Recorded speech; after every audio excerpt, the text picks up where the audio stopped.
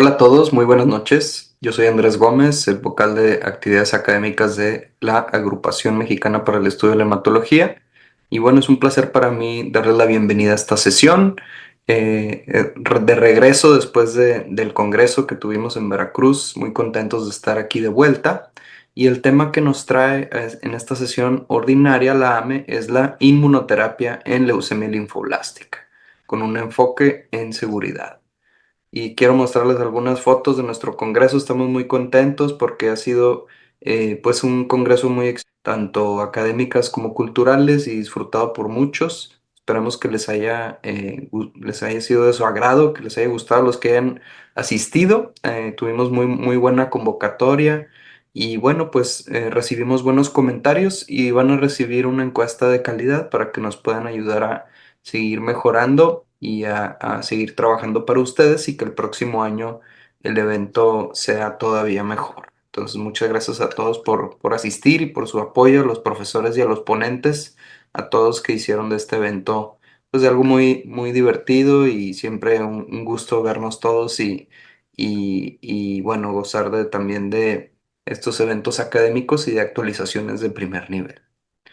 Les quiero recordar que tenemos este proyecto de investigación de la AME, donde estamos tratando de descubrir si existe esto que es el distrés moral y el síndrome de desgaste o burnout en hematología. Es algo importante para nuestra especialidad. Es una primera encuesta de interés nacional y bueno, pues los resultados van a ser, por supuesto, publicados de manera, digamos, abierta y todos vamos a conocer lo que está pasando con la intención de analizar la problemática y poder ofrecer soluciones para mejorar la calidad de nuestra profesión, ¿verdad? Entonces, quienes no la hayan contestado, vamos a pedirles que lo contesten, toman 15 minutos de su tiempo. Si los toman los 15 minutos, entonces hay que tener el tiempo para ello. Se puede contestar en el celular, es confidencial y bueno, necesitamos todavía más respuestas para poder llegar al tamaño de la muestra que necesitamos para definir la presencia de estos fenómenos. Entonces, invitamos a participar a todos los residentes, todos los hematólogos, residentes de hematología y hematólogos que estén trabajando en México. Entonces les pedimos que nos ayuden con esto para poder enfrentar esta problemática. Nuestras siguientes sesiones vamos a hablar de rehabilitación. Tenemos ponentes siempre de primer nivel el 20 de noviembre y después la sesión de residentes de trombosis no provocada. Estas van a ser las sesiones de este mes. Y aquí tenemos la sesión siguiente, que va a ser el 20 de noviembre. Y tenemos a la doctora Jessica Scott, quien es una experta en rehabilitación. Ya trabaja en el Memorial Sloan Kettering y ha trabajado inclusive con la NASA, estudiando la función muscular de los astronautas y cómo puede trasladarse esta información a los pacientes oncológicos. Fíjense, la misma doctora Scott ha estado en el espacio, entonces yo estoy muy emocionado por las presentaciones, la presentación de ella, así como la de nuestros ponentes del día de hoy. Y vamos a tener también a José Ángel Garza, quien es el jefe de medicina del deporte y rehabilitación en el hospital universitario, donde se rehabilita el mejor equipo de fútbol del país, o sea, los Tigres de la UANL. Entonces, queremos agradecerle el apoyo irrestricto a Pfizer por el patrocinio para poder llegarle a todos ustedes, estar ahí, tener esta traducción simultánea y poder presentarles estas sesiones con un buen nivel técnico y académico. Y bueno, vamos a presentar a la doctora Ángeles del Campo. La doctora, pues, ¿qué les puedo decir? Ella es hematóloga pediatra reconocida, conocida y amiga de todos, ¿verdad? De todos los hematólogos del país. Es muy famosa y no solo porque es la presidenta de la agrupación, sino por su trabajo como líder en el área de trasplante de médula ósea y bueno, es miembro de muchas asociaciones médicas, colaborado en muchos estudios de investigación y bueno, pues ahora es la líder de nuestra agrupación, pero también tiene una posición de liderazgo en el Instituto Mexicano del Seguro Social, donde está involucrada en la atención de los pacientes pediátricos pues de todo el país. y más o menos de la mitad de la población. Entonces, pues estamos muy, muy honrados de tenerla aquí y después le haremos algunas preguntas sobre todas sus posiciones porque tiene muchos sombreros. Y también traemos al doctor Nicholas Short. El doctor Short es un hematólogo, es profesor asociado de la Universidad de Texas y el Hospital MD Anderson. El doctor Short es un investigador de ensayos clínicos de fase temprana y hace investigación translacional enfocada en leucemia.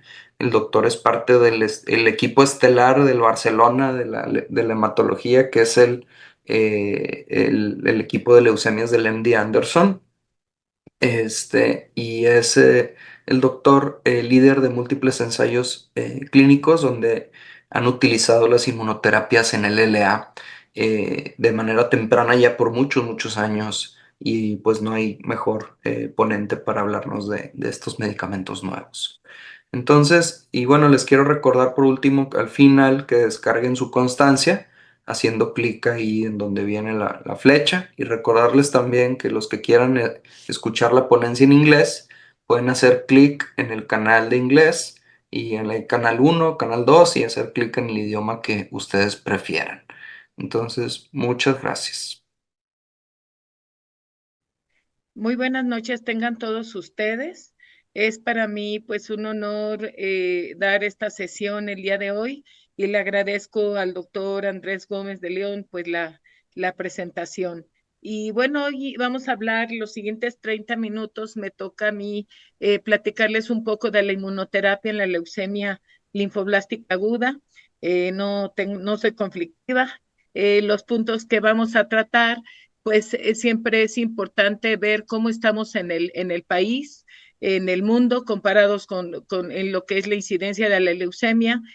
Otro punto, ¿qué necesitamos para tratar la leucemia? Que todos lo sabemos, pero quisiera puntualizar en algunos aspectos. Ya el tema de la inmunoterapia en leucemia linfoblástica, brevemente unos avances en nuestro instituto y las conclusiones. Y bueno, ¿por qué siempre es importante hablar de leucemia? Porque recuerden que, bueno, la leucemia es la neoplasia más frecuente en la edad pediátrica y sobre todo pues es un tema importante porque es un problema de salud pública derivado de los diagnósticos tardíos y de la supervivencia. Aquí en esta imagen podemos ver cómo la supervivencia está dada de acuerdo a los ingresos de cada país y vemos que mientras en los países de alto ingreso la supervivencia puede llegar a ser hasta del 90%, en países de ingresos bajos apenas de un 20%. Y bueno, ahora tenemos el objetivo para que todos los niños con cáncer en el 2030 pues tengan una supervivencia como un país de por lo menos de ingresos medios del 60%. Y ven ustedes en esta imagen, pues es una imagen importante porque aquí podemos ver tanto la incidencia como la mortalidad en el mundo. Lo que está teñido con azul, vemos como México, que es lo teñido más fuerte. En México tenemos una incidencia de hasta 5 a 6 casos por 100,000 habitantes y en América Latina, por ejemplo, esta incidencia es muy parecida en Perú, en Colombia, en Ecuador. En cambio, por ejemplo, en Grecia, India, Islandia y China, apenas hay de 3 casos por 100,000 habitantes. Y ven ustedes a un lado lo que está teñido con colores marrones, cómo es la alta mortalidad que tenemos. Aquí la podemos ver mejor, como tanto en América Latina como Norteamérica y Europa, la incidencia es muy similar, pero vean lo teñido con rojo, como la mortalidad es mucho más alta tanto en América Latina como en el Caribe, comparado con Estados Unidos y con Europa. Y aquí podemos ver todavía mejor, comparado con países latinos, cómo la tasa de mortalidad es muy diferente.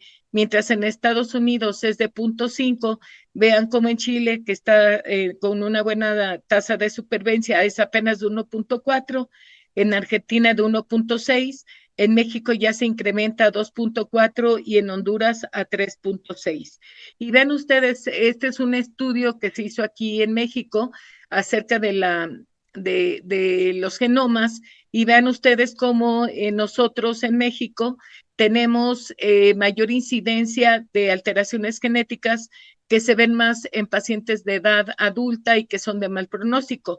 Y en cambio, por ejemplo, lo que está teñido con rosa de 6.5 y que es de buen pronóstico, ahí vemos que es menos frecuente. Y además, nosotros en nuestro país, el 20% de los niños mexicanos mueren dentro de los 2 primeros años. Se dice que solo a 5 años, solo el 50% de los niños con leucemia sobreviven, y además tenemos recaídas que son 4 veces más frecuentes que el resto de la población.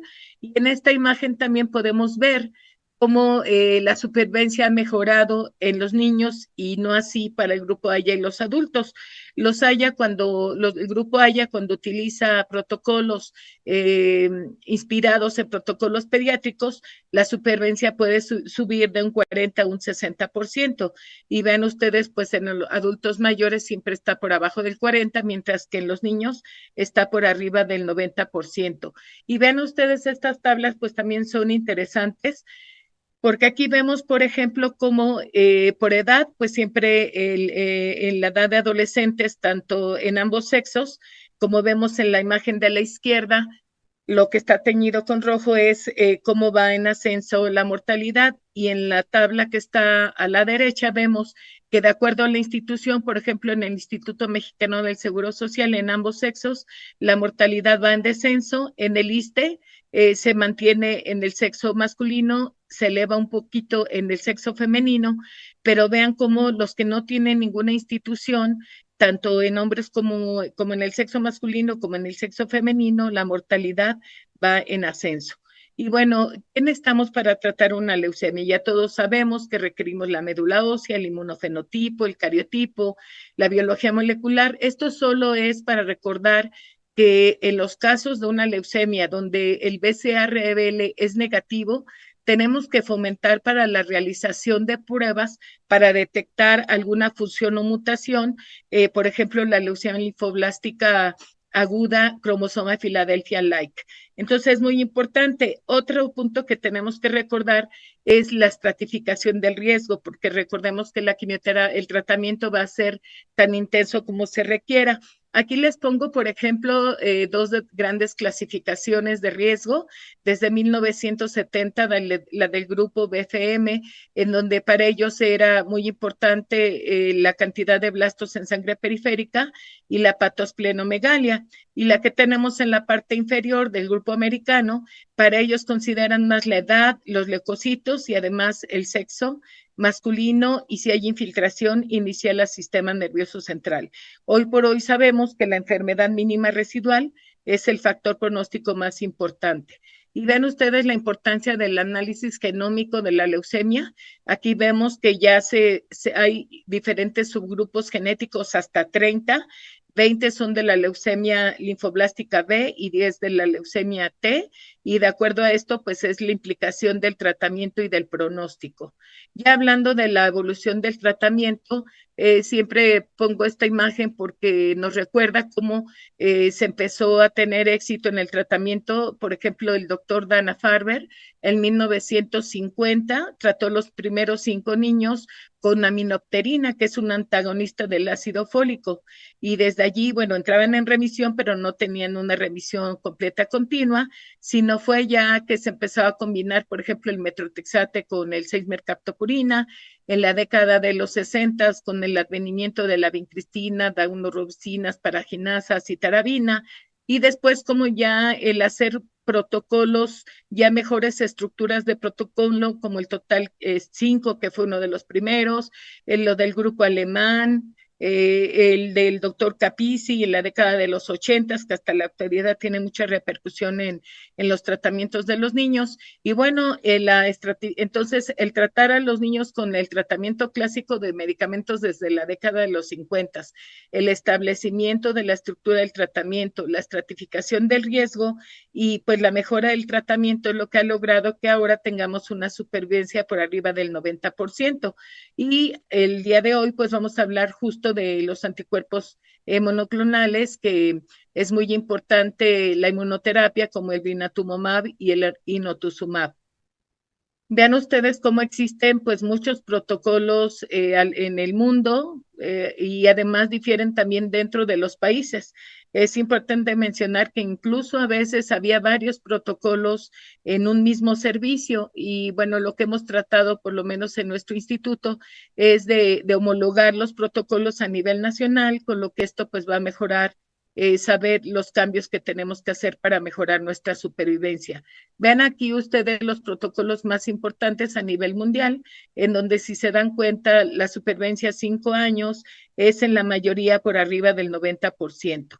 Y uno de los primeros protocolos fue justo el protocolo total, en donde, bueno, ya conocen ustedes las etapas de tratamiento, de inducción, profilaxis del sistema nervioso central, mantenimiento, y ya desde la década de los 80, pues apenas el 50% se alcanzaban mejores tasas de supervivencia. Sin embargo, ya en el 2000, y como lo vamos a ver en las gráficas que siguen, ya la curación es por arriba del 90%.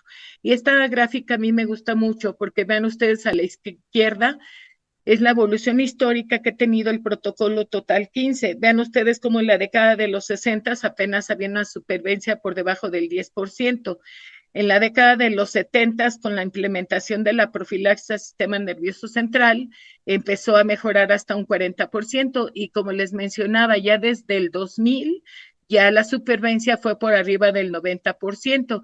Pero ven aquí la gráfica más importante que les quiero mostrar, es la que tenemos a la derecha, en donde se compara el protocolo Total 15 y el Total 16. En el Total 15, la supervivencia es de 93.5, mientras que en el Total 16 de 94.1.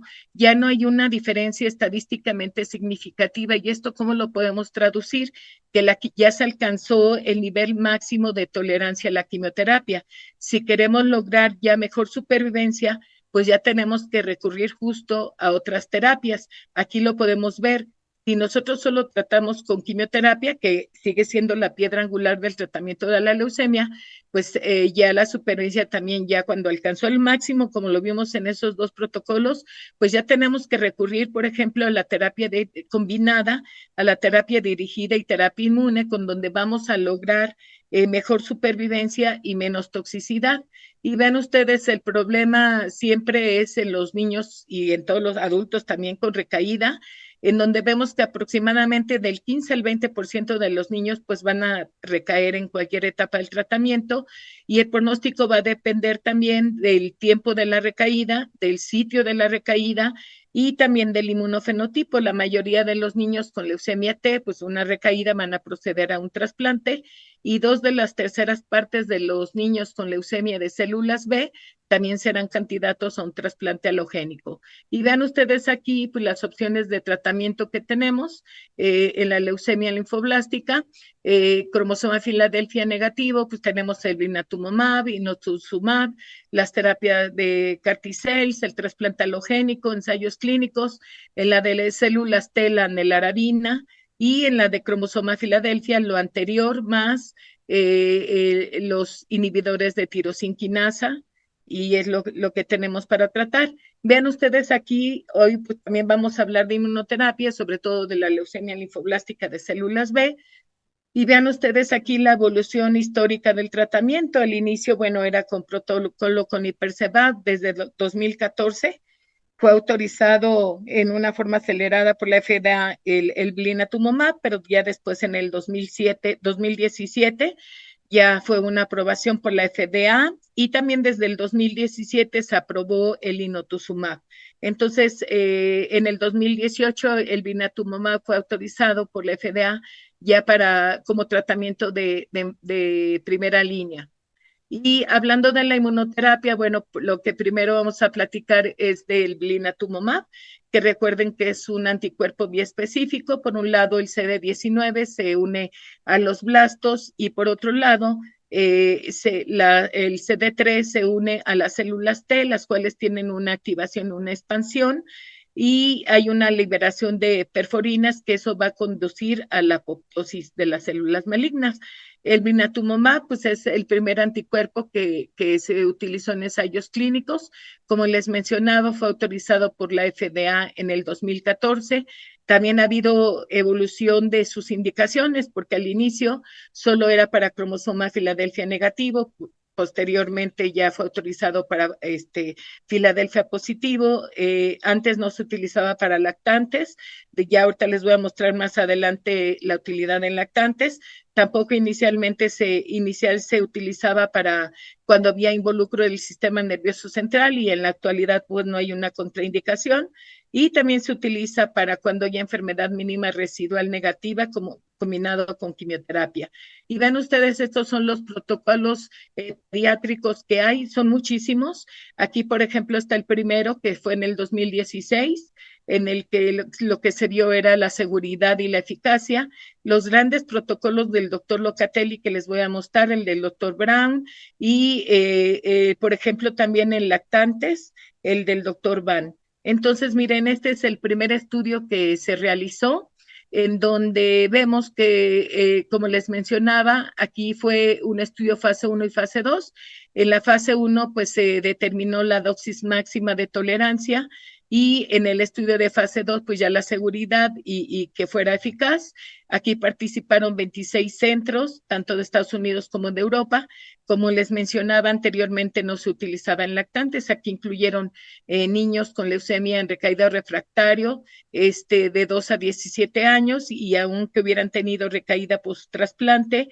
Y fue el primer estudio que demostró la eficacia de blinatumomab para la leucemia B en recaída o refractaria. Y vean ustedes, aquí podemos ver los estudios, los resultados, en donde vemos que la mediana de supervivencia libre de enfermedad fue de 4.4 meses, con una tasa de supervivencia del 42%, y fue un seguimiento a 23 meses. Y a la derecha vemos que los pacientes que tuvieron se negativizó la enfermedad mínima residual, por supuesto que tuvieron mucho mejor supervivencia que los que no lograron entrar en remisión. La enfermedad mínima no se negativizó. Aquí fue de 7.3 meses contra 1.9 meses. Y vean ustedes aquí también estos estudios que les comentaba tan importantes que se utilizaron como consolidación, tanto del doctor Brown como del doctor Locatelli. Ven ustedes a la izquierda el estudio del doctor Brown, donde se hace una reinducción con su protocolo y luego 2 brazos, 2 ciclos de quimio y trasplante contra 2 ciclos de blina y trasplante. Y en el doctor Locatelli se dio la reinducción con su protocolo local, después 2 ciclos de consolidación y hacían 2 brazos, uno con quimioterapia y luego trasplante, o el otro con blinatumomab y luego trasplante. Aquí podemos ver los resultados del doctor Brown, en donde vean ustedes cómo sí pues fue mejor la supervivencia, tanto libre de enfermedad como global, con blina que con quimioterapia. Vean ustedes aquí en la tabla cómo se negativizó más la enfermedad mínima residual. La supervivencia fue de 54% contra 39% con quimioterapia y la sobrevida global de 71.3 contra 58.4 con quimioterapia. Y además los efectos secundarios fueron menores con blinatumomab que con quimioterapia. Y vean ustedes aquí los resultados del doctor Locatelli. Este es un estudio muy importante donde se incluyeron 108 pacientes, pero vean ustedes cómo también el blinatumomab fue por mucho superior a la quimioterapia. Y de hecho, este protocolo no se concluyó porque desde los primeros pacientes fue superior la supervivencia con blinatumomab que con quimioterapia. Este otro estudio también, muchos de ustedes lo deben de conocer, es el Rialto, donde en el 2022 se reportó el estudio que se hizo de enero del 2015 a julio del 2018. También participaron 16 centros, tanto de Estados Unidos como de Europa, de 110 pacientes. Y aquí pues el objetivo ver era si había eventos adversos y también pues cuántos lograban la remisión completa, la negativización de la enfermedad mínima residual y cuántos pasaban a trasplante. Y vean ustedes los resultados. Aquí a la derecha podemos ver que la mediana, la sobrevida global fue de 14.6 meses y los pacientes que lograron la remisión después de 2 ciclos, la supervivencia fue de 73.5% y estos pacientes pasaron a trasplante. Y vean ustedes algo importante y que fue un estudio, los resultados son muy similares a un estudio que hizo el Instituto Nacional de Pediatría, en donde aquí todos los pacientes que trasplantaron les fue mucho mejor que los que no se trasplantaron. De hecho, en México, pues el blinatumomab es terapia puente para trasplante. Vean aquí en la gráfica que se ve más grande cómo lo marcado con azul es los que se sometieron a trasplante después de blinatumomab y la supervivencia fue de 87% contra 29% de los que no se trasplantaron. Fue un resultado muy similar a lo que encontramos aquí en México. Y vean ustedes, este estudio es bien importante porque hace un momento les comentaba que inicialmente no se utilizaba el blinatumomab en lactantes, y posteriormente ya hubo esa indicación. Y vean ustedes, los lactantes pueden presentar el reordenamiento KMT2A, el cual es una leucemia muy agresiva con una supervivencia a 3 años mucho menor del 40%. Y aquí, bueno, a los lactantes se trata generalmente con el protocolo Interfan. Y aquí lo que se hizo fue agregar, como ven ustedes en la gráfica, un ciclo de blinatumomab posterior a la inducción. Y vean ustedes los resultados tan importantes que se encontraron. Aquí podemos ver en las gráficas, en la primera gráfica, cómo la supervivencia global fue de 93.3 y la supervivencia libre de enfermedad de 81.6, pero en las dos siguientes gráficas se compara con el Interfan que no recibía blina, en donde la sobrevida libre de enfermedad fue, como les mencionaba, de 81.6 con blina, en comparación con 49.4 de los que no recibieron blina. Y la supervivencia global fue de 93.3 en la última gráfica y comparado con 65.8 con los que no recibieron blina. Entonces, bueno, en este estudio lo que se menciona es pues que es mejor utilizar blina en los lactantes que tienen este reordenamiento y aquí podemos ver la comparación con los controles históricos del Interfan 06. Y ven ustedes, este otro estudio es bien importante porque es un protocolo que se consideró como un ahorrador de toxicidad a la quimioterapia intensiva y se utilizó para aquellos pacientes que eran resistentes o intolerantes a la quimioterapia. Aquí se incluyeron pacientes de 1 a 24 años, del 2018 al 2023 fueron 105 pacientes y aquí lo que se hizo fue dar al final de la inducción un ciclo de blina y los que respondieron continuaron con blinatumomab y con quimioterapia y se compararon, como vemos en estas imágenes, con el protocolo UKLL 2003 y vemos aquí cómo la supervivencia libre de enfermedad fue de 95 contra 90% y la supervivencia global de 97 contra 94%. Y ven ustedes esta imagen, solo se las quise poner porque recordemos que también no se utilizaba para los pacientes con cromosoma Filadelfia y si bien estas imágenes son de adultos, pues se puede combinar muy bien el blina con dasatinib y con ponatinib y con muy buenos resultados. Y ya finalmente de lo del blinatumomab, lo más nuevo es que se puede utilizar en forma subcutánea.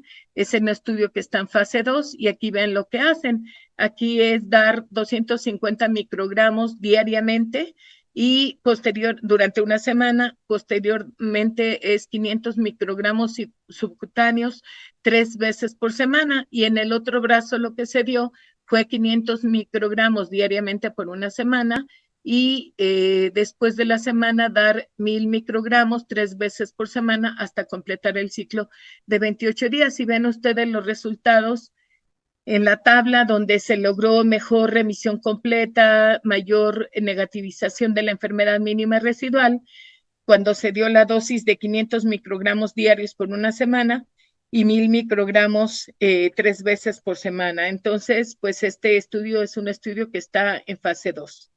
Y vean ustedes, les mencionaba cuando decía de lo que iba a comentarles hoy, pues este es un estudio les quiero mostrar estas gráficas, en nuestra institución se empezó a utilizar en el 2022. Si ven ustedes, en el 2021 apenas 16 pacientes, en el 2022 53 pacientes, pero ya en el 2023 más de 150 pacientes, y esto fue al apoyo de nuestras autoridades para tener disponible este medicamento para que el paciente que tenga una leucemia linfoblástica de células B en recaída o refractaria. Y vean ustedes cómo en el 2024 prácticamente pues ya todo México de nuestra institución ha podido utilizar este medicamento con indicaciones ya precisas y como terapia puente. ¿Por qué les digo que es terapia puente? Pues porque recordemos que es un medicamento que no es tan sencillo de conseguir y cada vez que se utiliza es en mira de que ese paciente va a ser trasplantado. Si no tiene donador, bueno, la recomendación es hasta 5 ciclos de blinatumomab. Y vean ustedes aquí, nosotros tenemos 10 unidades de trasplante, incluyendo las de adultos, y vean aquí cómo de estos pacientes que han recibido blinatumomab, en 58 se han realizado un trasplante. El que más trasplantes ha tenido es el Hospital General del Centro Médico La Raza, el Hospital de Pediatría de allí, es el que ha tenido más trasplantes. Aquí les presento los resultados que me permitieron mostrarles, pero aquí, como les decía, ya tienen 18, aquí les muestro de los primeros 10 trasplantes. Como ven, 5 son del sexo masculino, 5 del sexo femenino, la edad fueron mayores de 10 años, 9, casi no tenían ninguna funciones 8. Vean todos los esquemas de quimioterapia que habían utilizado previo al blinatumomab, el Total 15, Dana-Farber, Nueva York, Idaflac, Megrex, el Interfan. 13 se utilizó el blinatumomab en primera remisión, 4 en segunda remisión, incluso en tercera remisión, que ya sabemos que para un trasplante pues ya hay menos posibilidades de éxito, 3 pacientes.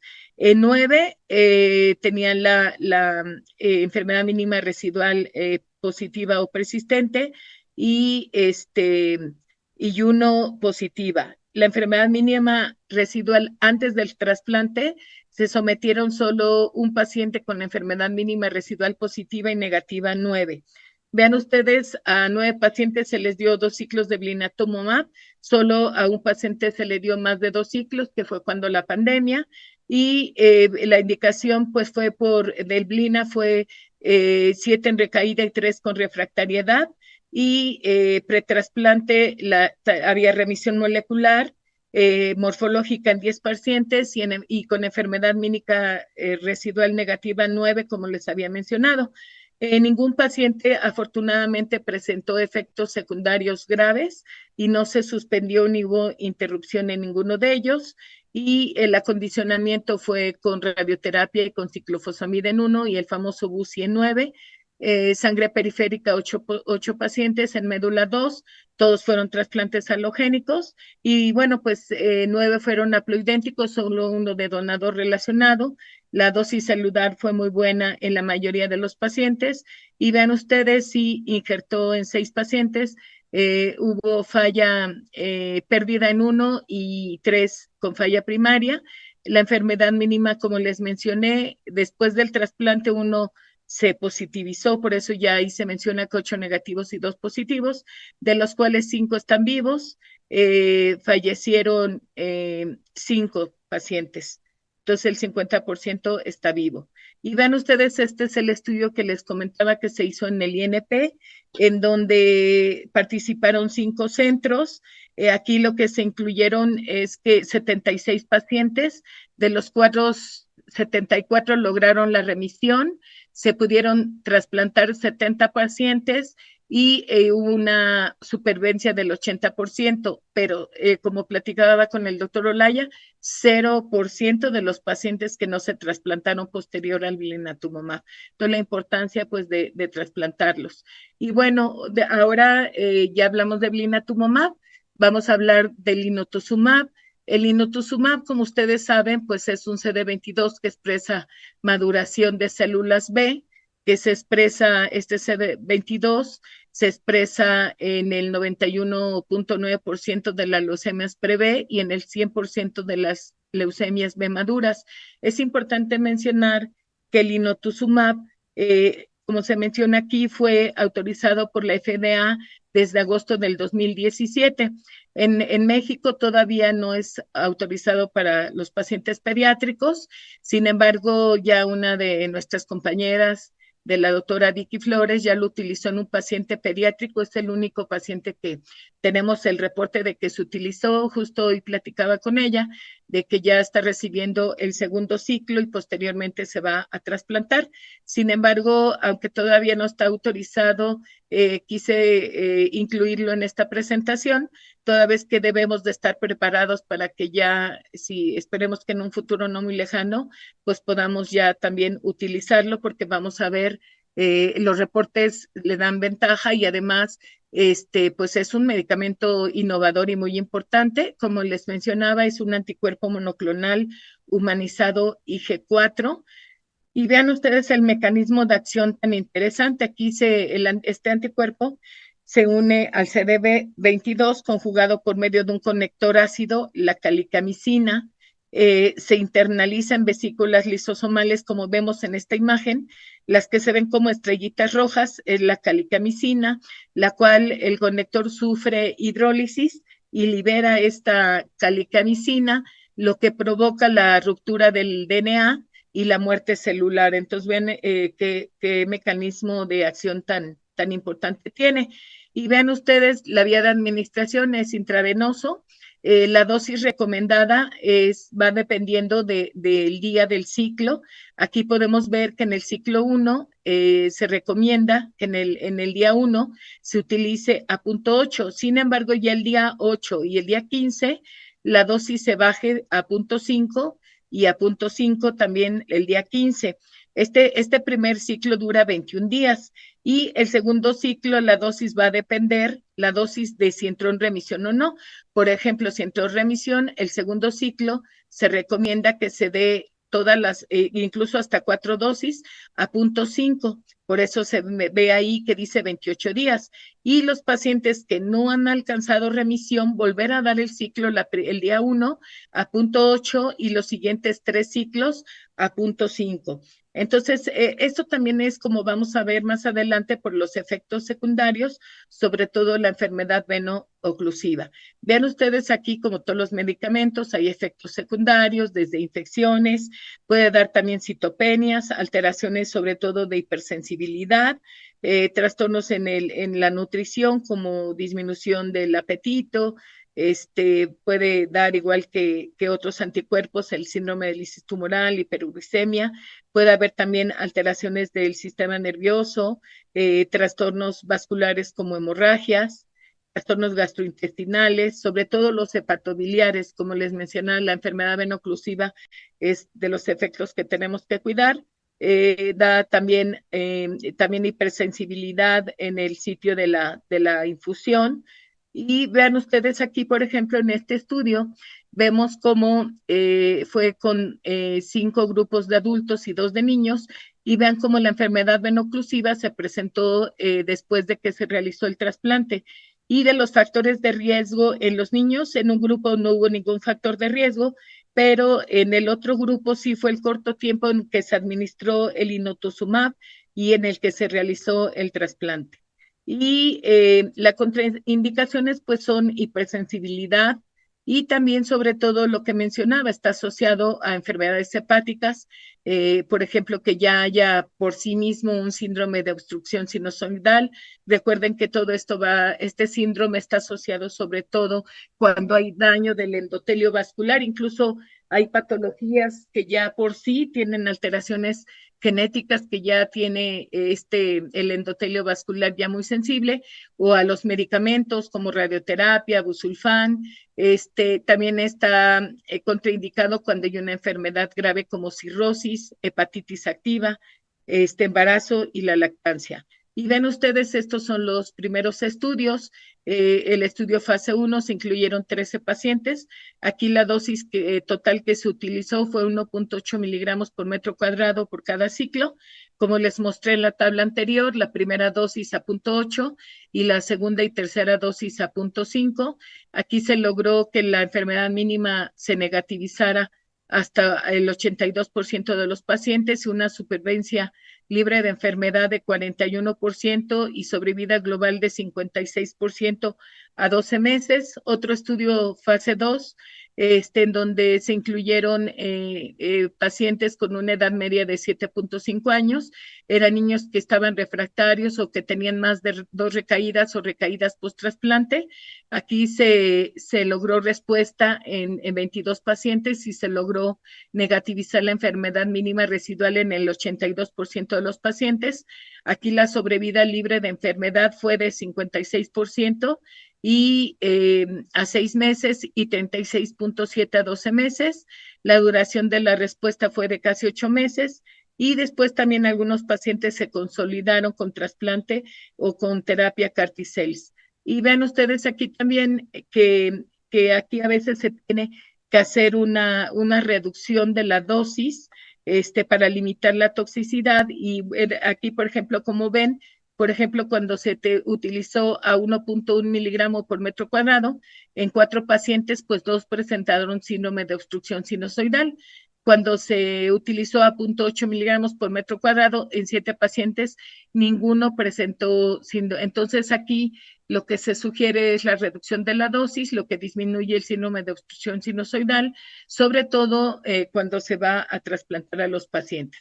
Y en este otro estudio también es un estudio en donde se dio un ciclo, el primer ciclo a 1.8 miligramos por metro cuadrado y el segundo ciclo también a 1.8 o a 1.5 miligramos por metro cuadrado. Y vean ustedes aquí, estos son los estudios publicados en pacientes pediátricos. Vean cómo en el estudio del doctor Paulino y colaboradores incluyeron 55 pacientes que tenían leucemia en recaída o refractarios, de los cuales 17 recibieron inotuzumab, y vemos que la mortalidad asociada a recaída fue de 0% en esos 17 pacientes que se utilizó inotuzumab, pero de 10% de los que no recibieron inotuzumab. En el siguiente autor, el doctor Bocani, se incluyeron 51 pacientes, a todos se les dio inotuzumab, y la supervivencia libre de enfermedad fue de 23% y la global de 36%. Del doctor Foster incluyó 29 pacientes, a 16 se les dio inotuzumab y la supervivencia libre de enfermedad fue de 27.5 y la sobrevida global de 45.8. Y vean ustedes en este último estudio del doctor Brivio, vean ustedes lo que llama la atención, que se incluyeron pacientes muy pequeños, se incluyeron 15 pacientes y la edad media fue de 4.4 meses de edad. Ya también en el doctor Foster también ya incluyó pacientes de 5 meses, pero el que incluyó pacientes más pequeños fue el del doctor Vibrio, y aquí vemos cómo la sobrevida libre de enfermedad fue de 17.8% y la sobrevida global de 46.7%. Entonces, pues ya vemos cómo ya hay protocolos importantes donde se ha incluido un buen número de pacientes pediátricos. También este otro estudio también fue que muestra que el inotuzumab es eficaz en pacientes en recaídos refractarios. Aquí se logró que el 67% entrara en remisión, que el 71% se negativizara la enfermedad mínima residual y pues también como terapia puente 40% fueron sometidos a trasplante y también pues la mayor incidencia de síndrome sinusoidal fue hasta en 52% de los pacientes que se trasplantaron. Este otro estudio también, fíjense nada más, ya se incluyeron 347 niños con una sobrevida global ya del 92%. La recaída fue a más de 18 meses, ya fue un mayor seguimiento.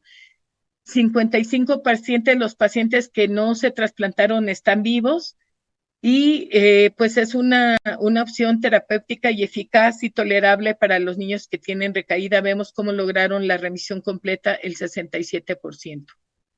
Y vean ustedes también, ya se compara el inotuzumab con otros esquemas como el Idaflag o otros protocolos. Aquí se incluyeron 218 niños, en los cuales la remisión completa se logró en el 73%, con una sobrevida global de 22.8 en comparación con el 10% de los otros protocolos. se sometieron a trasplante y la sobrevida global fue de 38% contra 8% de los que no se trasplantaron. Entonces, bueno, ya hay comparación en donde el intosubab es superior cuando también se compara con la quimioterapia. Y algo muy relevante es este estudio que la doctora Wendy Scott ha hecho ya en adultos, que es combinar el blinatumomab con el inotuzumab y que puede inducir revisiones más profundas. Y aquí vemos, por ejemplo, si ven en esta imagen, como en la primera parte dice recaídas, 13 pacientes, refractarios, 12 pacientes y por otras situaciones, 2 pacientes. Veamos cómo en un grupo se dio blinatumomab, en otro inotuzumab y en otro ambos medicamentos y vemos de los que recibieron ambos medicamentos, o sea, blinatumomab y después primero inotuzumab y luego blinatumomab, pasaron, por ejemplo, uno de ellos pasó a CAR-T-cells. Los que eran refractarios, 2 pacientes se les dio inotuzumab y después blinatumomab. Vemos cómo uno pasó a CAR-T-cells y el otro a trasplante. Y después de esos 2 que se trasplantaron, uno pasó a CAR-T-cells. Entonces, pues también la necesidad de esta terapia celular es importante. Entonces, aquí con el inotuzumab, pues podemos concluir que es eficaz también en casos de leucemia en recaída refractario, tanto en pacientes pediátricos como adultos, que por supuesto que tenemos que individualizar al paciente para disminuir los riesgos de toxicidad hepática. Ya vimos el síndrome sinusoidal, que es manejable.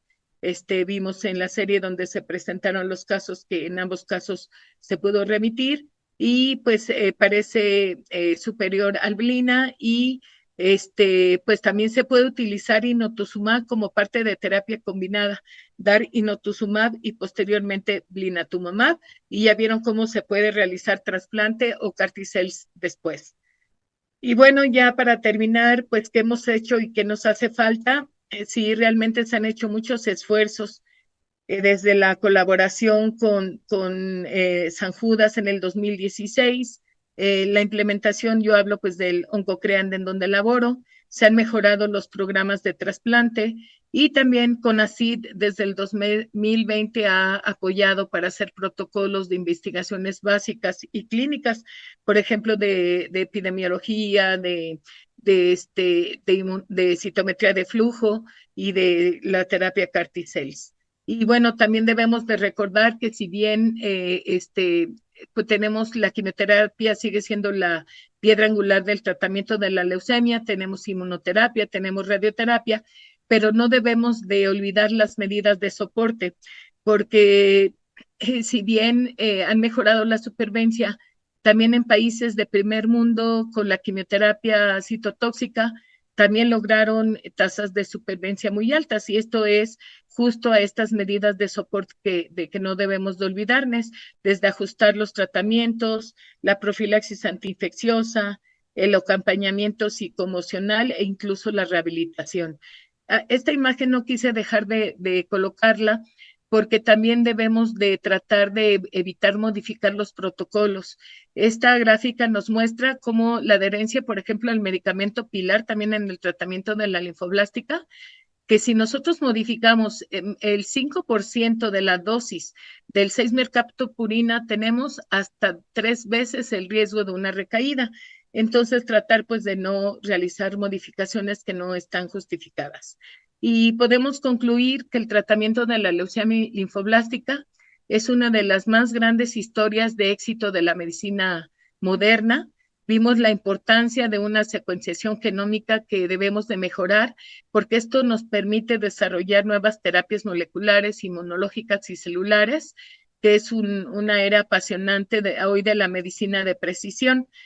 Vimos cómo podemos, si bien la quimioterapia, y creo que lo he mencionado muchas veces, es el pilar del tratamiento, recordemos también que ya si se alcanzó la máxima dosis tolerante, pues tenemos que ir a una terapia dirigida con precisión Y ya vimos cómo podemos combinar estos dos grandes medicamentos de inmunoterapia, dos anticuerpos monoclonales muy importantes. Podemos hacer esas combinaciones racionales de terapias dirigidas, en donde debemos de ver que la toxicidad no se superponga y estos agentes puedan actuar sinérgicamente y pues eliminar las células leucémicas y evitar la toxicidad excesiva.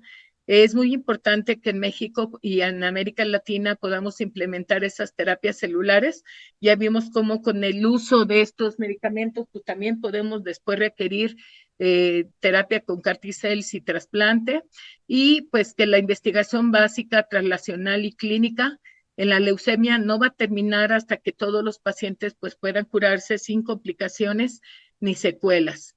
Recordar que debemos de luchar todos por una mejor calidad de la atención en salud, que todos los pacientes reciban tratamientos que sean seguros, efectivos, que haya equidad, que sean accesibles y oportunos para todos, eficientes, y pues dar tratamientos individualizados. Y pues les quiero dar las gracias por la oportunidad de presentar esta sesión, y pues le damos la palabra al doctor Nick, que él seguramente pues nos va a hablar de todo lo que se hace en los adultos. Muchas gracias. Gracias a todos por la invitación. Me pidieron que hablara yo de inmunoterapia en adultos con LLA y con un enfoque sobre todo en la seguridad. Me voy a concentrar, por lo tanto, sobre todo en problemas de seguridad, manejo de toxicidad, más que en las terapias novedosas, aunque ciertamente me daría gusto comentárselas en las preguntas y respuestas. Mis conflictos de interés. Históricamente, los desenlaces de pacientes con LLA de recaídas y refractarias era muy mala en la era de la inmunoterapia. Solo con quimioterapia intensiva, que era lo que teníamos disponible, podíamos lograr una respuesta en quizá la mitad de los pacientes, en el mejor de los casos, pero la sobrevida de largo plazo de estos pacientes era muy mala y probablemente se podía lograr una supervivencia de largo plazo en 10 a 20 de los pacientes y solo podíamos curar la enfermedad si los pacientes se manejaban como puente hacia el trasplante alogénico. Afortunadamente ahora tenemos muchos agentes novedosos, inmunoterapias ya aprobadas. Aquí tengo por lo menos en qué año fueron aprobados en Estados Unidos. Está blinatumomab, que ya fue aprobado en general para LLA de células B, también para enfermedad MR positiva. Tenemos también inotuzumab osagamicina, aprobado en 2017 para LLA de células B. em, y hace unos días se aprobó CD19, las células CAR-T autólogas para LLA de células B con recaída o refractario, y aquí vemos el Brexucaftagene autoleucel, que fue el último que se aprobó. Comenzamos hablando de blinatumomab y algunos de los datos clínicos, pero nuevamente haciendo énfasis en el manejo de la administración de blinatumomab y cómo manejar las toxicidades. Blinatumomab fue aprobado en base a este estudio fase 3, el estudio Tower, que se llevó a cabo en pacientes con LLA de células B de recaída o refractario, que se les aleatorizaba a blinatumomab o a quimioterapia estándar. El blinatumomab mejoró mucho las tasas de respuesta. Las tasas de respuesta fueron de 44 versus solo 25% con quimioterapia. Y aquí ven que el beneficio de blinatumomab se vio en general en los diferentes subgrupos analizados. Si se tiene un paciente con alto nivel de blastos, se dice que no hay que usar el blinatumomab. Creo que esto es cierto, pero yo diría que la tasa de respuesta aún fue mejor con blinatumomab, incluso en estos pacientes con alta carga de enfermedad, de lo que lo fue con la quimioterapia. Blinatumomab mejoró sustancialmente la supervivencia en los diferentes subgrupos analizados. Se puede observar aquí que hay una gran diferencia en la mediana de supervivencia entre blinatumomab y la quimioterapia, pero en última instancia la supervivencia de largo plazo para el grupo de blinatumomab no fue mucho mejor que los que recibieron quimioterapia, y esto podría ser por el hecho de que en realidad no hubo gran diferencia en las tasas de trasplante en los dos grupos, lo que quizá podría ser el principal factor que impulsa el beneficio de los pacientes con enfermedad con recaída y refractaria. Hablaremos mucho de los eventos adversos de blinatumomab. Yo sé que están familiarizados con ellos por la última conferencia y la práctica. El síndrome de liberación de citocinas y la toxicidad neurológica son los eventos adversos que vemos con este agente. Ya se señaló en otras indicaciones, las otras indicaciones para blinatumomab, que también se aprobó en Estados Unidos para el tratamiento de enfermedad con EMR positiva en el estudio de Blastos, en donde se valoraron a pacientes que eran positivas con un nivel de 9% o mayor, 0.1% o mayor, que fueron tratados con 3 cursos de quimioterapia. Blinatumomab fue muy útil para erradicar estos niveles de LLA de células B con recaída y aquellos pacientes que respondieron a la EMR, pues esto llevó en última instancia a la aprobación de blinatumomab, fueron hasta de 78% en un ciclo.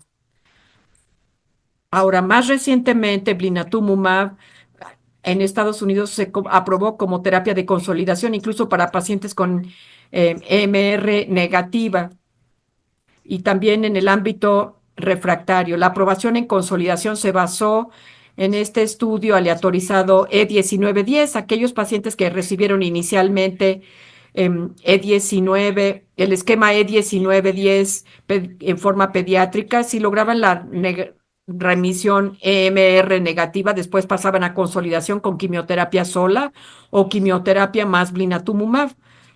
Como pueden observar en las curvas, la adición de blinatumomab en consolidación mejoró mucho la respuesta global y ahora estamos hablando de una sobrevida a 3 años de 85%. Es importante observar que esta supervivencia es del momento de la aleatorización, o sea que no es con intención de tratamiento, pero siguen viendo un gran beneficio del blinatumomab en consolidación. El beneficio realmente se vio, bueno, en casi todos los subgrupos, aunque de hecho no hubo un beneficio claro en pacientes mayores. Hay otros estudios aleatorizados que se están valorando, por lo menos en Estados Unidos, en donde esto está aprobado. Se considera el nuevo estándar de atención para todos los pacientes con LLA de células B Filadelfia negativos. Ahora ya hablamos de las indicaciones y quiero concentrarme en las toxicidades y darles mi enfoque para el manejo de esta toxicidad con blinatumomab. Otra vez hay 2 principales tipos de toxicidad, liberación de citocinas y toxicidad neurológica. Esta tabla ve las tasas de toxicidad neurológica que se vio en los primeros estudios con blinatumomab. Y pueden observar que, por ejemplo, para tratar a pacientes con enfermedad refractaria y con recaídas, vemos toxicidad neurológica casi en la mitad de los pacientes, pero en realidad solo 8 o 9 de los pacientes van a tener toxicidades grado 3 o más. Algo interesante es que si se fijan en las tasas de toxicidad neurológica en pacientes tratados dentro del ámbito de recaída y refractario o EMR positivo, no hubo tanta diferencia, a diferencia del síndrome de liberación de citocinas, en donde la probabilidad de la toxicidad es mayor, por ejemplo, con la carga de enfermedad. No vemos en realidad ninguna asociación clara con el riesgo de eventos neurológicos con blinatumomab. Otra vez, como les mencionaba yo, con el síndrome de liberación de citocinas hay asociación con la carga de leucemia. Se realizaron 2 estudios en enfermedad con recaídas y refractaria o con EMR positivo, con blastos, y ven que la tasa del síndrome de liberación de citocinas es más bajo en EMR positivo. ¿Cuáles son los factores de riesgo de este síndrome de liberación de citocinas? Bueno, blastos mayores al 50%, un recuento de blastos periféricos de más de 15,000, LDH en rápido aumento. Todo esto contribuye a la carga de enfermedad o una carga tumoral elevada, extramedular, y como decíamos, esto aumenta la carga con blinatumomab. Es muy raro ver CRS, por ejemplo, con blinatumomab cuando se da para consolidación en pacientes que son EMR negativos, pero también se puede ver la toxicidad neurológica. ¿Cómo evitamos? Creo que aquí lo más importante al pensar de la toxicidad de blinatumomab es cómo evitarla. Tenemos una selección de pacientes con bajo riesgo de toxicidad. La carga de enfermedad creo yo que es importante y pensamos en todo esto y es cuando tienes una opción de blinatumomab e inotuzumab, quizá puedas utilizar inotuzumab en pacientes con una más alta carga, sobre todo porque es más eficaz en esos pacientes, pero también porque vas a tener mucho más toxicidad potencial si das blinatumomab a alguien que tiene una alta carga de enfermedad. Ahora, para la neurotoxicidad, pues no hay mucha asociación clara. Hemos tratado de evitarla en pacientes con enfermedad neurológica subyacente, pero en todo lo demás no queda muy en claro quién desarrolla la neurotoxicidad o quién no. Una forma en que podemos atenuar el riesgo de blinatumomab y de toxicidades relacionadas con él es justamente haciendo la aceleración de la dosificación que se hace en el ciclo 1 en pacientes con LLA con recaída refractario. Se empieza en 9 microgramos por día por una semana, su escala 28 microgramos por día y luego se continúa durante el resto del ciclo y luego por 2 ciclos. Ahora, la recomendación en la etiqueta es administrarlo en pacientes hospitalizados. En el MD Anderson, bueno, siempre hacemos la administración en pacientes hospitalizados, pero el número de días que hospitalizamos a los pacientes es menor en general que lo que viene en el inserto del empaque. Esto es solo para decirles lo que se recomienda, que es mantener a los pacientes hospitalizados en el ciclo 1 durante esa dosificación de 9 microgramos por día inicial y luego por varios días, como 48 horas de monitoreo, mientras que están en los 20 microgramos. La otra recomendación es hospitalizarlos en el segundo ciclo y eso es lo que no hacemos típicamente si el paciente tuvo una buena respuesta y no presentó toxicidad. Ahora, para pacientes con enfermedad EMR positiva y consolidación, la recomendación es admitirlos 3 días en el ciclo 1 y 2 días en el ciclo 2. Yo diría que típicamente en nuestros pacientes los traemos y los dejamos 2 o 3 días hospitalizados en el primer ciclo, incluso si les estamos dando para enfermedad de MR negativa, pero para el ciclo 2, típicamente no hospitalizo a los pacientes solo cuando tuvieron toxicidad en el primer ciclo. Los esteroides ayudan a evitar las toxicidades y también a tratarlas. Premedicamos a los pacientes con dexametasona antes de inotuzumab o después de cualquier dosis posterior, es decir, antes.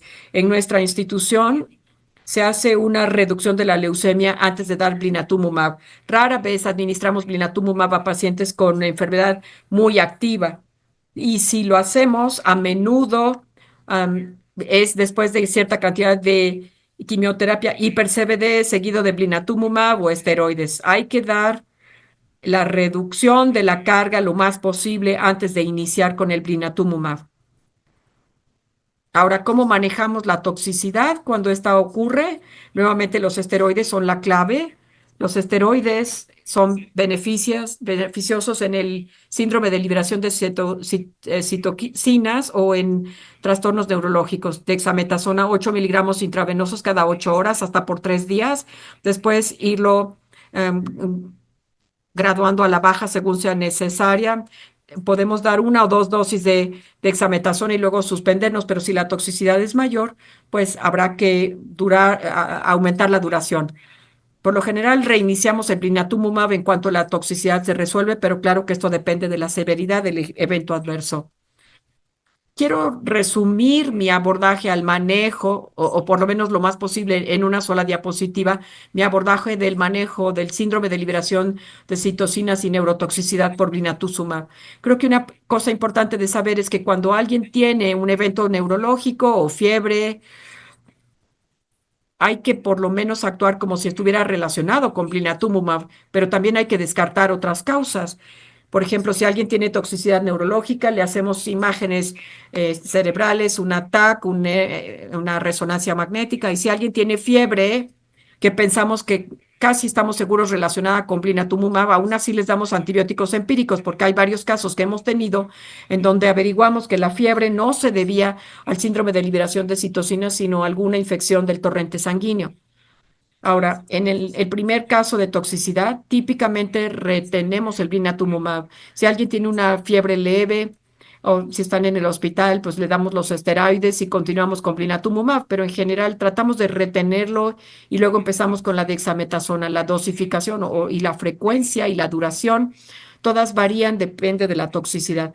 Yo creo que aquí lo más clave que hay que mencionar es que una vez que se resuelve la toxicidad, si se empieza la misma dosis o no, dependiendo de la severidad. A veces se reduce la dosis, pero por lo general tratamos de ir aumentando a la dosis que teníamos. Si alguien tiene una toxicidad de 20 microgramos por día, lo manejamos, le damos esteroides y en cuanto se resuelve, los iniciamos quizá a 9 microgramos por día, por varios días, los monitoreamos y luego tratamos de escalar la dosis. Si ocurre a 9 microgramos por día, bajo a 5 microgramos por día y luego trato de escalar la dosis.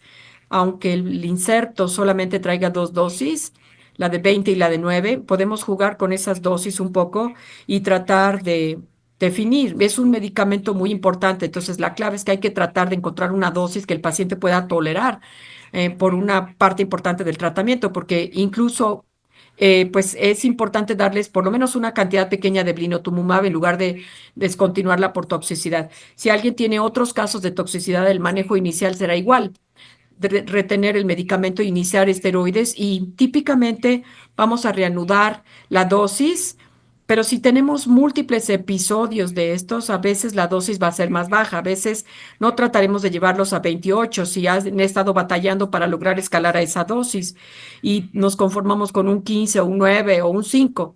Como les digo, seguimos viendo eficacia con estas dosis menores de blinatumomab. Ahora, para alguien que ha estado teniendo gran dificultad para completar el ciclo de blinatumomab. A veces les doy, por ejemplo, una esteroide al tratar de escalar la dosis al alza, porque la mayor probabilidad de que se tenga toxicidad es al día o dos de la dosis. A veces hacemos una pequeña reducción en pacientes que han tenido mucha recurrencia, sobre todo de síndrome de liberación de citocinas, y ocasionalmente utilizamos acapra o levetiracetam como anticonvulsivante en pacientes con neurotoxicidad recurrente. Ahora, no tenemos los datos de esto, pero nos ha resultado útil en algunos pacientes. Ahora, voy a pasar a hablarles del inotuzumab. Otra vez es un anticuerpo, es decir, es un conjugado fármaco anticuerpo de CD22, solo aprobado para enfermedad con recaídas y refractaria, basada en el estudio Innovate, muy parecido al fase 3 para blinatumomab que les mencioné antes, aleatorizó a pacientes a recibir ya fuera inotuzumab o la quimioterapia de combinación. Otra cosa importante es que el inotuzumab drásticamente mejora el resultado versus quimioterapia, 81% versus 29% de respuesta. Y es difícil comparar, pero la tasa de respuesta con inotuzumab como monodroga es mayor de lo que vemos en blinatumomab, porque como les dije, fue solo de 44% en el estudio Tower. Entre los pacientes respondedores del brazo de INO, la mayoría de ellos respondieron después del primer ciclo, muchos de ellos se volvieron MR negativos. En este estudio, más pacientes que recibieron inotuzumab pudieron pasarse como puente a trasplante de células madre y si ven incluso la curva es justo lo contrario de lo que vimos con blinatumomab. La mediana de supervivencia fue la misma entre inotuzumab y quimioterapia, pero la supervivencia de la mayor plazo fue mejor con inotuzumab que con quimio. La supervivencia a 2 años fue más del doble en inotuzumab que en el brazo de quimio. Bueno, otra vez nos vamos a concentrar ahora en los eventos adversos. Los que vemos sobre todo con inotuzumab incluyen mielosupresión, que es predominantemente citopenia, hepatotoxicidad y sobre todo la complicación más temida del inotuzumab, que es el síndrome de obstrucción sinusoidal, SOS o DOB, que puede ocurrir en 10 a 15% de los pacientes con dosis estándar o incluso más en pacientes que continúan a recibir pues una dosis mayor para trasplante. Bueno, antes de continuar hablando de toxicidad, quiero mencionarles una cosa y es que hay datos de inotuzumab en pacientes con enfermedad EMR positiva. No está aprobada para esta indicación, pero sí está en las guías de la NSCA, que son las que usamos en Estados Unidos para reembolso de fármacos. Y esto es algo que creemos que va a ser usado cada vez más para esta indicación, ahora que casi todos van a recibir blinatumomab en el contexto de entrada. ¿No? En pacientes que tienen enfermedad residual. positiva. Estos son pacientes con LLA de células B con EMR positiva, dosis fraccionada de inotuzumab hasta de 6 ciclos. Y la mayoría de los pacientes eran Filadelfia cromosoma positivo. La mayoría se combinaba inotuzumab con ponatinib. Hasta 69% de los pacientes lograron negatividad de RM y pudimos puentear como a la tercera parte de los pacientes a trasplante. Hubo 2 casos de SOS o DOV. Aquí vemos la sobrevida libre de recaída, que es bastante buena para esta población con EMR positiva. Muchos de ellos ya habían recibido el blinatumomab antes. Bueno, y ahora voy a cambiar a hablar predominantemente de la toxicidad con inotuzumab y cómo manejarla. Creo que lo más importante en toxicidad con respecto a inotuzumab es el síndrome, el SOS o el DOV. Sé que conocen los signos y los síntomas, pero es importante que conozcan los factores de riesgo, sobre todo para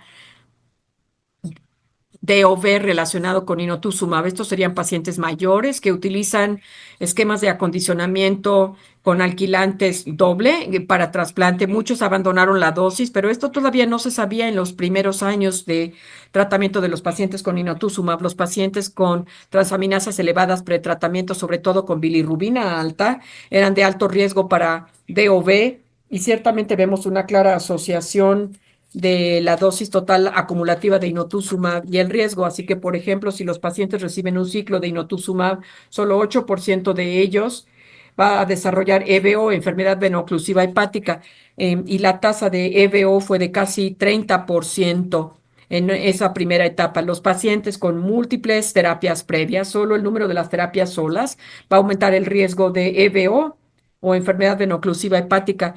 eh, a aquellos a los que se les planea realizar un trasplante futuro. ¿Cómo evitamos la SOS-EBO en pacientes con enfermedad asociada a INO? Bueno, si están utilizando la dosis estándar, la recomendación es limitar el inotuzumab a 2 ciclos. En el MD Anderson no usamos el inotuzumab en dosificación estándar, sino que usamos inotuzumab fraccionado en dosis bajas y tratamos a no exceder la dosis de 2.7 miligramos por metro cuadrado. Y las recomendaciones de la guía es más alta, como de 3.6 miligramos por metro cuadrado después de 2 ciclos. A todos nuestros pacientes que reciben inotuzumab, les damos ursodiol como profilaxis, aunque no hay mucha evidencia que respalde esta práctica. Ahora, como les mencioné, la SOS o EBO asociada a inotuzumab ocurre hasta en 10 o 15% de los pacientes tratados con INO, que después van a pasar, o 20 a 25% después de trasplante. El tratamiento básicamente será el mismo que se haría con EBO para cualquier otra causa o, por ejemplo, EBO post-trasplante, por ejemplo, pero tengo que enfatizarles que, por supuesto, yo imaginaría que es obvio quizá para muchos, pero hay que interrumpir el inotuzumab y nunca volvería yo a provocar a un paciente con un EBO previo con más inotuzumab. Creo que eso es lo más importante como concepto que se pueden llevar en cuanto a tratamiento se refiere. Si no, pues los tratan en todo lo demás como a cualquier paciente con EBO. ¿Qué pasa con otros eventos adversos relacionados con inotuzumab? Estos no son tan comunes, citopenias, fiebre neutropénica, ciertamente se pueden tener, ¿no? Pueden ocurrir, se puede considerar una reducción de dosis. Si están tratando a un paciente con LLA, deben de poderles dar GCSF, colonias de granulocitos, si el ANC es mayor que 1. Esto requeriría también una reducción de dosis potencial, pero siempre es importante que si ven cualquier toxicidad hepática que descarten la EBO en esos pacientes. No vemos reacciones a la infusión con las dosis normales, pero bueno, pueden ser raras y se pueden evitar con premedicación adecuada.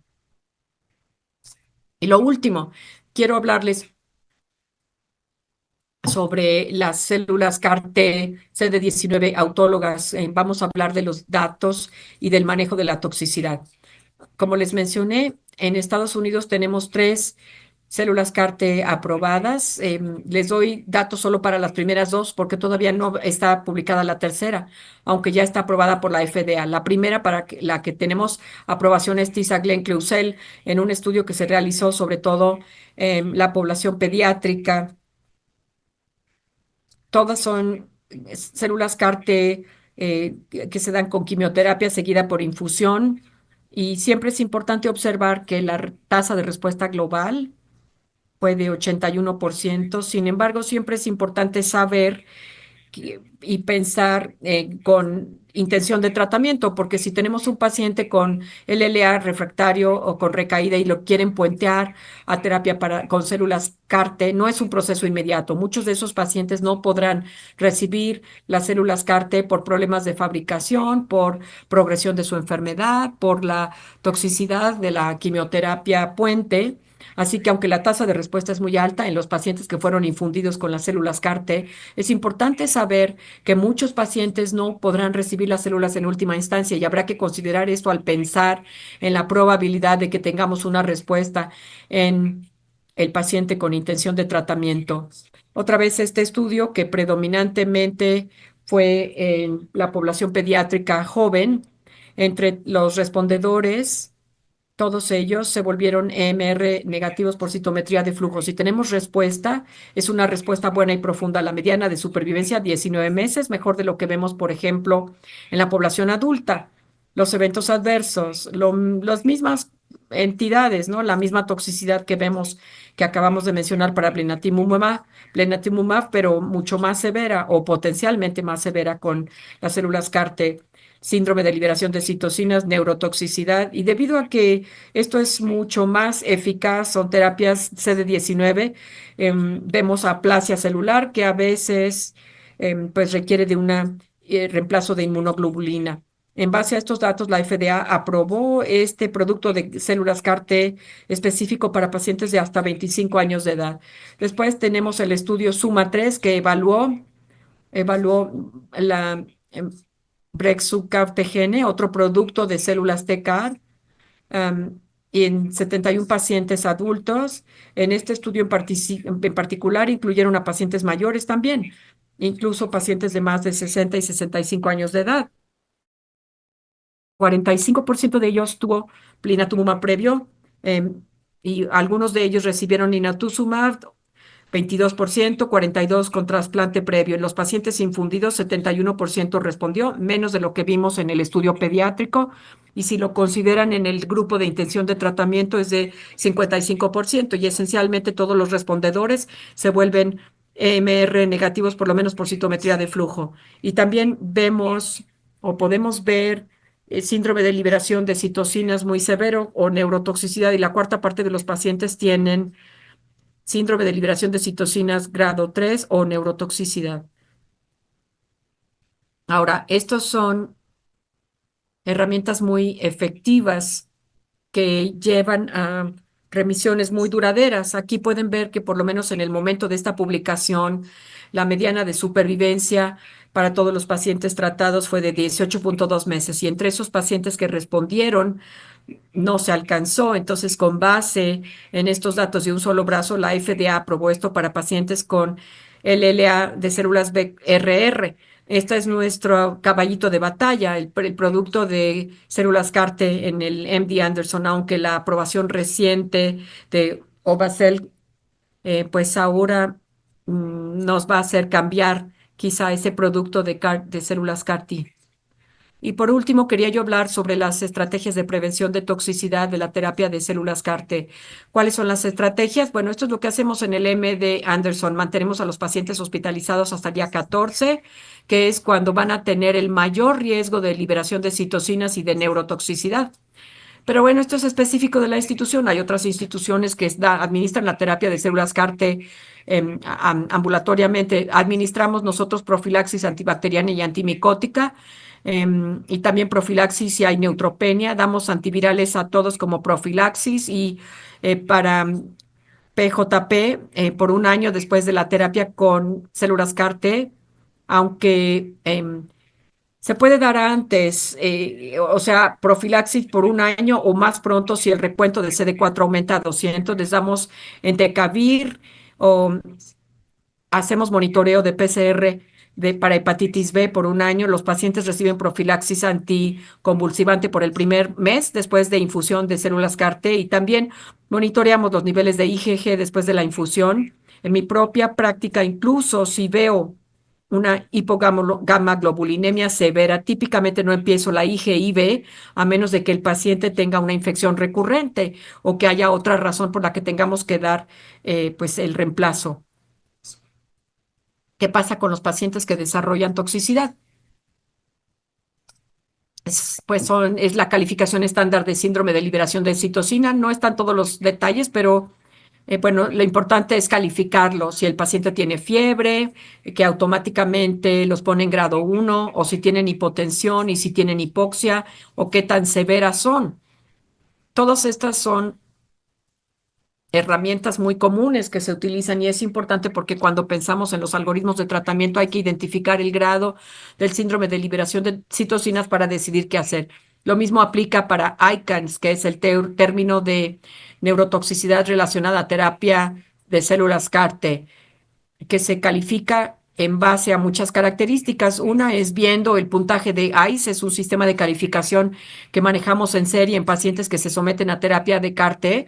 Y por supuesto, evaluar su conciencia, su nivel de conciencia, si tuvieron convulsiones, automáticamente el grado sería mayor, ¿no? Y demás. Estos son criterios muy estándar que no revisaré en su totalidad. Pero una vez que los calificamos, aquí estoy tratando de simplificarlo lo más posible. Es una versión muy simplificada del protocolo del MD Anderson para el manejo del síndrome de liberación de citocinas. El protocolo es de varias páginas, pero se los trato de reducir en esta única diapositiva para simplificarlo. Para todos los pacientes que desarrollan síndrome de liberación de citocinas hay que hacerles estudio infeccioso con antibióticos de amplio espectro. Empezamos, les damos antipiréticos como Tylenol o cualquier otra apoyo de terapia de apoyo. Ahora, en caso del síndrome de liberación de citocina, bueno, no siempre les damos terapia adicional, pero si tienen fiebre persistente, les damos una dosis de tocilizumab. Para pacientes con síndrome de liberación de citocinas grados 2 o 3, les damos tocilizumab y a menudo dexametasona también. Y la repetimos hasta por 3 dosis. Para pacientes que son refractarios, a pesar de esto, entonces a menudo les damos anakinra, que es un anti-IL-1. Ahora, para grado 3, como ya les mencioné arriba, se pueden utilizar pues dosis más altas de dexametasona o más frecuentes y en grado 4 utilizamos altas dosis de metilprednisolona en esos pacientes. ¿Qué pasa en ICANS? En todos estos pacientes, bueno, si desarrollan neurotoxicidad, requerimos de imagenología cerebral, consulta con el neurólogo, resonancia, o hay que calificar el puntaje ICE cada 6 horas, electro, y dependiendo del escenario puede uno considerar una punción lumbar diagnóstica. Ahora, ICANS, depende del grado, considera los esteroides. Para grado 2, bueno, para grado 1 dexametasona, para grados 2 y 3 dexametasona cada 6 a 12 horas y se puede incluir el anakinra si es refractario el paciente. Para grado 3, dosis de dexametasona, y igual que el grado 2 y el grado 4, igual que los grados 2 o 3, pero con metilprednisolona. En liberación de citocinas, el tocilizumab o los interleucina 6 van a ser el caballito de batalla. Para ICANS, la neurotoxicidad, la dexametasona es lo más importante y no hay un rol ilimitado para los medicamentos de IL-6 a menos que se den en combinación con ICANS. Y con esto concluyo solo diciéndoles que en la última década tenemos varias terapias, blinatumomab, inotuzumab, células TCAR, que ayudan a los pacientes, les han dado mayores tasas de curación y de respuesta. Y estamos aprendiendo a usar estos medicamentos de diferente manera y esto está revolucionando el tratamiento de nuestros pacientes con LLA. El blinatumomab se está utilizando en términos generales, el inotuzumab se utiliza para enfermedad refractaria recurrente. En el MD Anderson lo utilizamos todo el tiempo de entrada, también para enfermedad EMR positiva. Y también seguimos teniendo la aprobación de más productos de células CAR-T. prevención y manejo apropiado de toxicidades. Es fundamental. Como es un fármaco fundamental, es esencial que no lo interrumpamos prematuramente y que podamos lograr que los pacientes superen la toxicidad. Estoy pensando sobre todo con blinatumomab. Muchos pacientes que nos son referidos, yo diría que se les suspendió el blinatumomab prematuramente cuando todavía estaba en efecto. Yo creo que para blinatumomab podemos manejar esto fácil con la interrupción de medicamento, escalación lenta, esteroides, y yo diría que rara vez hay que interrumpirlo, solo bajar la dosis. Para inotuzumab hay que pensar en EVO, que es de mayor riesgo con el trasplante de células madres. Tenemos que tener cuidado en pacientes de alto riesgo, tratar de limitar la dosis acumulativa de INO, yo diría 2.7 miligramos por metro cuadrado, y utilicen profilaxis con ursodiol para terapia de células CAR-T. Si es grado 3 o más, la liberación de citocinas o el ICANS sigue siendo relativamente común y hay que pensar predominantemente en el uso de tocilizumab para liberación de citocinas, y la dexametasona será el fármaco más importante para el tratamiento de la neurotoxicidad. Con esto concluyo y agradezco su atención. Muchas gracias por sus brillantes presentaciones. Ambas nos dieron una visión global de la leucemia linfoblástica. La doctora Ángeles nos habló de una visión muy holística en la pediatría, pero también nos habló de la cobertura nacional, que creo que siempre es de interés para todos los que estamos aquí conectados. Y bueno, el doctor Short, con una experiencia grande que tienen usando estos medicamentos, sabemos que mucho de lo que aprendemos ocurre después de la publicación de los ensayos clínicos. Entonces, tenemos aquí varias preguntas. Primero para la doctora Ángeles. Aquí nos pregunta Isaac Vázquez, ¿cuál es el tratamiento más común para pacientes pediátricos y adultos en México con LLA? Y si es algo que está homogeneizado tal vez en el IMSS o si es algo que es variable entre instituciones. Quisiera saber eso el doctor Isaac Vázquez. Muchas gracias, Isaac, por esta pregunta tan importante. Efectivamente, como mostré en la presentación, existen muchos protocolos en el mundo, entre países, incluso entre la misma institución. Yo les puedo ahorita hablar de la institución en la que laboro, del Instituto del IMSS, en donde sí nos hemos dado la tarea de homogenizar el protocolo. En cuanto al diagnóstico, centralizar estudios para la leucemia como el inmunofenotipo y la enfermedad mínima residual, que son pues indispensables para poder estratificar, y el protocolo que se eligió, dada pues como mostré también su éxito y que tenemos los medicamentos disponibles, llevamos el protocolo Total 15. Y para aquellos pacientes en recaída o refractarios de células B, tenemos el blinatumomab, y todos los pacientes que así lo requieran, que esté justificado, tienen el acceso al blinatumomab. Como les mencioné, en cuanto al inotuzumab, pues todavía no está autorizado por COFEPRIS aquí en México, pero esperemos que en cuanto ya esté, por eso nos tenemos que preparar para conocer los protocolos, los medicamentos. Ya vimos la dosis, los efectos secundarios, es muy importante, y además de que lo podemos combinar con blina y con trasplante. Y en cuanto, por ejemplo, también al trasplante, pues tenemos ya 11 unidades de trasplante, de las cuales en niños se está trasplantando en 5 y una en breve reinicia. Entonces, también los pacientes que son candidatos a un trasplante, pues se ha buscado que tratar de que se deriven en etapas tempranas para pues evitar complicaciones. Gracias. Muchas gracias, doctora. Quisiera preguntarle, aprovechando que estamos hablando de este tema, y señalar primero que para adultos al menos ya está disponible el inotuzumab en México. Entonces podemos pedirlo y podemos administrarlo siempre que exista la cobertura y el acceso, por supuesto. Y por eso también es motivo de esta sesión, porque tenemos que aprender a utilizarlo rápido y a aprender de lo que ya otros, aquí como el Dr. Short, nos han mostrado, para no caer en el mismo pozo dos veces. Por último, doctora, para cerrar este tema de la implementación de nuevas terapias en México, quisiera que nos comentara. A veces en México nos quejamos de que nos falta, no tenemos acceso, pero ¿cómo usted ha trabajado o qué mensajes le puede dar a los hematólogos en entrenamiento trabajando desde la institución y cómo una hematóloga puede llegar a tener un rol clave en el desarrollo y lograr medicamentos para esta población. Es decir, ¿qué mensaje nos puede dar y darle a los hematólogos jóvenes que quieren cambiar la situación de nuestro país y cómo lo pueden hacer? Sí, muchas gracias por esta pregunta. Considero que lo más importante es no perder el objetivo del donde uno quiere llegar. En este caso, por ejemplo, que tuve la fortuna después de 30 años de ser operativa, tuve la fortuna de estar en donde estoy actualmente y el apoyo que hacemos pues con todo y recomendarles pues a todos los que están como operativos que siempre para obtener algo, pues se tiene que generar la necesidad. Por ejemplo, en este caso, en el tema que estamos hablando el día de hoy, si yo tengo un niño con una leucemia que está recaído o que está refractaria, pues yo tengo que buscar la mejor opción de tratamiento para este paciente y no perderme.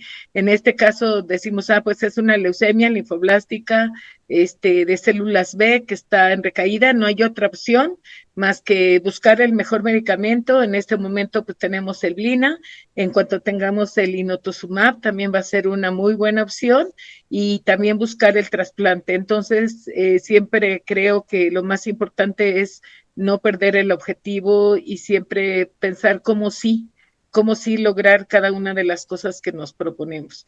Afortunadamente, pues en nuestra institución tenemos en este momento y bueno, ya desde hace mucho el apoyo de nuestros directivos para tratar, no digo que no, que tengamos todo, hay áreas de oportunidad, pero sí hay que generar la necesidad y apoyarnos, como les mencionaba en el Congreso de AME, pues caminar juntos y juntos podemos llegar muy lejos. Muchas Gracias. gracias, doctora. Aquí tenemos varias preguntas también para el doctor Short. Una de las preguntas siempre que tenemos para prácticamente cualquier medicamento es, ¿qué hacemos en los pacientes con obesidad? Si el inotuzumab lo dosifican en base al peso real, al peso ajustado o al peso ideal en el MD Anderson. ¿Qué recomendaciones nos puede dar el doctor Short?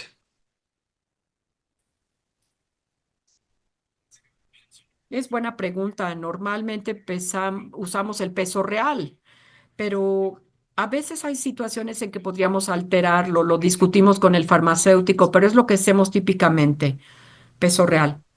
Súper. Y en el Great. caso de la dosis de inotuzumab que se diseñó en MD Anderson para pacientes con enfermedad residual, ¿cuál ha sido su experiencia en cuanto a la tolerancia y la toxicidad? Sabemos que esta publicación de la dosis de inotuzumab para pacientes con enfermedad residual es menor. ¿Y cuál ha sido su experiencia en cuanto a la seguridad utilizando esta dosis?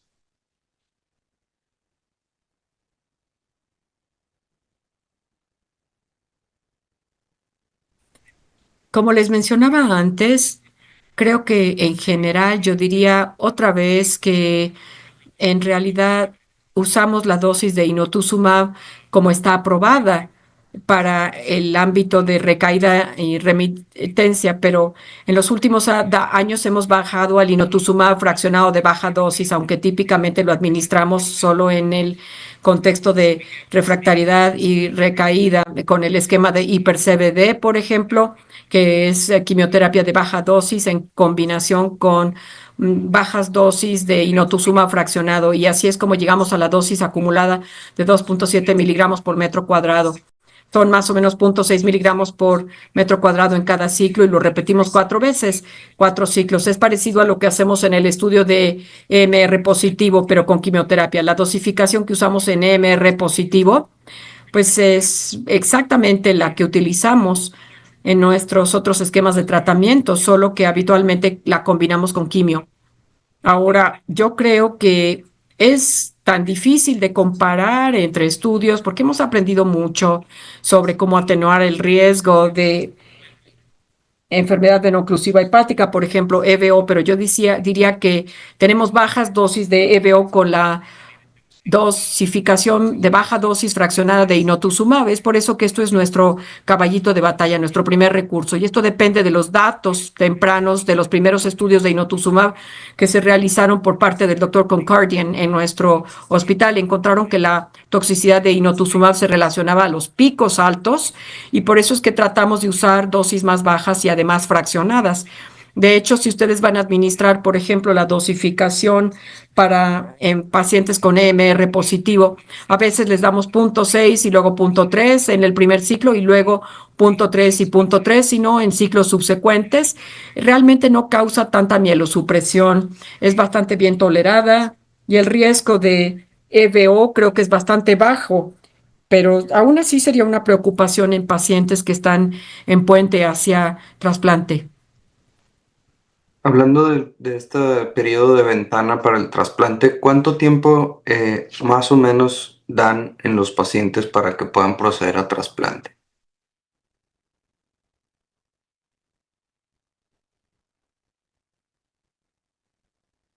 O sea, ¿por cuánto tiempo dura la remisión o más bien cuánto tiempo hay que esperar entre la última dosis y el trasplante?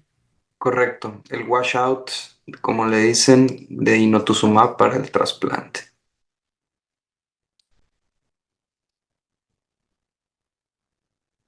Bien, los análisis que se han hecho no han mostrado una clara asociación entre el tiempo desde la última dosis de inotuzumab y el trasplante y el riesgo de enfermedad venoclusiva.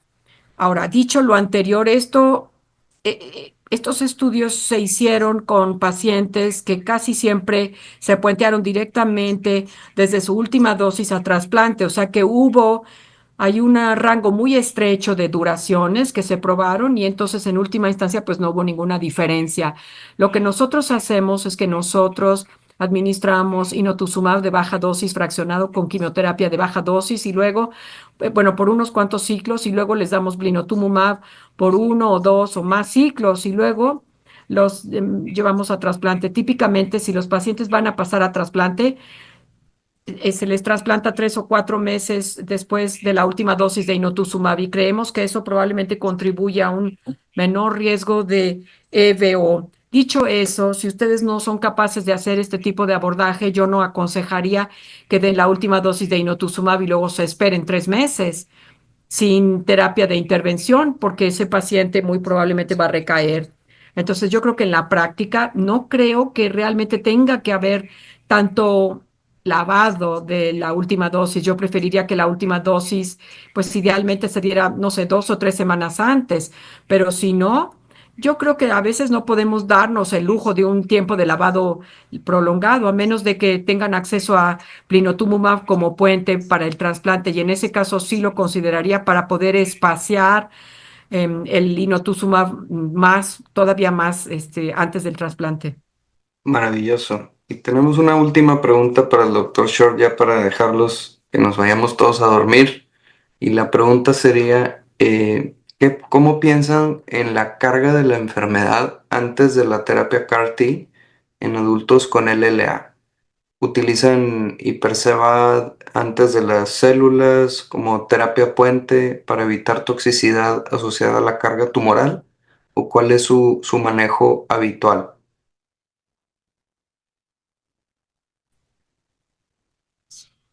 Sí, bueno, somos diferentes a muchas otras instituciones porque casi siempre damos las células CAR-T a pacientes solo que son EMR positivos o en remisión. Administramos las células CAR-T sobre todo como consolidación y en esos casos uno no necesita tanta terapia de puente cuando el paciente ya está en remisión. Ahora, dicho eso, si yo estuviera asesorando a alguien sobre qué hacer, si le das a un paciente células CAR-T para enfermedad activa, digamos que tienen enfermedad activa y tratas de decidir cómo hacer el puente, yo creo que pues depende simplemente de cuáles son las terapias previas que han recibido. En un paciente que nunca ha estado expuesto a inotuzumab, definitivamente yo priorizaría inotuzumab durante el periodo de puente porque creo que es ideal. Es un medicamento que no queríamos dar en grandes cantidades. Das un solo ciclo y luego puedes cambiar a células CAR-T. Si nunca han expuestos al inotuzumab, pues pueden tener 8% de probabilidad de lograr remisión antes de las células CAR-T, lo cual sería bueno. Si no tienen acceso a inotuzumab para ese fin, pues depende, ¿no? Se puede administrar, si de verdad tienen alta carga de enfermedad, algo como Fagaida o Cevad, Hypercevad, depende de las terapias a las que hayan estado expuestos previamente, pero yo sugeriría dar la terapia más eficaz que crean que puedan dar en ese periodo puente, bien, porque a menor carga patológica antes de células CAR-T, probablemente mejor les irá desde el punto de vista de la eficacia, pero también desde el punto de vista de la toxicidad. Maravilloso, pues muchas gracias por sus comentarios y por sus respuestas tan brillantes, por sus presentaciones. Vamos a dar por terminada la sesión y cerrada, ya estamos sobre el tiempo y vamos a darles las gracias a nuestros ponentes por estar aquí y por aportarnos todo su conocimiento. Muchas gracias.